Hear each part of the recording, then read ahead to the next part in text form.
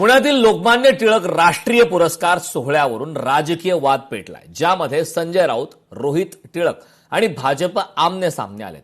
राष्ट्रीय सुरक्षा सल्लागार अजित डोवाल यांना हा पुरस्कार प्रदान केला जाणार असून केंद्रीय गृहमंत्री अमित शहा प्रमुख पाहुणे म्हणून उपस्थित राहणार आहेत. त्यावरून विरोधकांनी अमित शहा यांच्यावर टीका केली.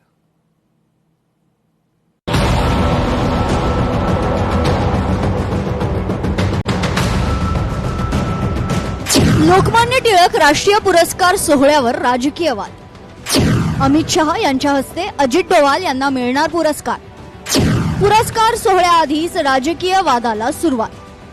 पुण्यातील प्रतिष्ठित लोकमान्य टिळक पुरस्कार कार्यक्रमावर राजकीय वादाला सुरुवात झाली आहे. वारसा टिळकांचा आणि वाद भाजपाचा अशी राजकीय चर्चा सध्या पुण्यात रंगली आहे. जंतर मंतर आंदोलन प्रकरणी तीव्र विरोधी भूमिका घेणाऱ्या काँग्रेसच्या नेत्यांनी केंद्रीय गृहमंत्री अमित शहा यांच्या या कार्यक्रमाला विरोध दर्शवलाय.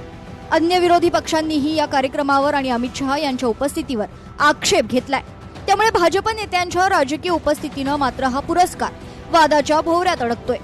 1 ऑगस्टला देण्यात येणारा लोकमान्य टिळक पुरस्कार यावर्षी केंद्रीय गृहमंत्री अमित शहा यांच्या हस्ते राष्ट्रीय सुरक्षा सल्लागार अजित डोवाल यांना देण्यात येणार आहे. मात्र त्यापूर्वीच अमित शहाच्या दौऱ्याला दिल्लीतील आंदोलनातील लाठीचार्ज पार्श्वभूमीवर काँग्रेसनं निदर्शनं करण्याचा इशारा दिलाय.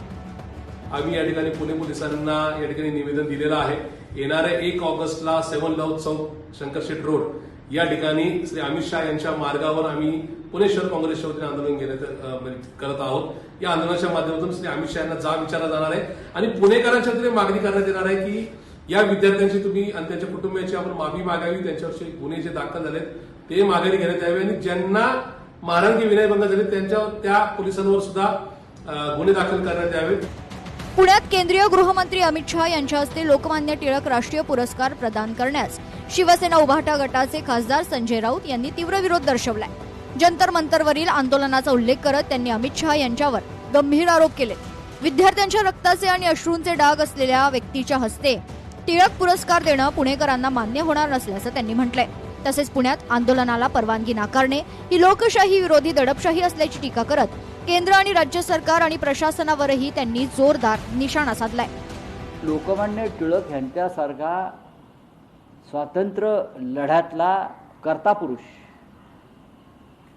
ज्याने स्वाभिमानानं, अभिमानानं आणि शौर्याने ईस्ट इंडिया कंपनीशी 2 हात केले, तुरुंगवास भोगला,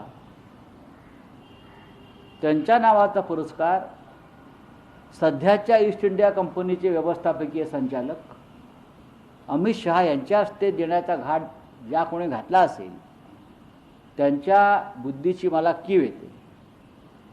पुणेकरांनी त्यांना विरोध करायचं ठरवलेलं आहे. देशाच्या गृहमंत्र्याचे हात विद्यार्थ्यांच्या रक्तानं बरबटलेले आहेत.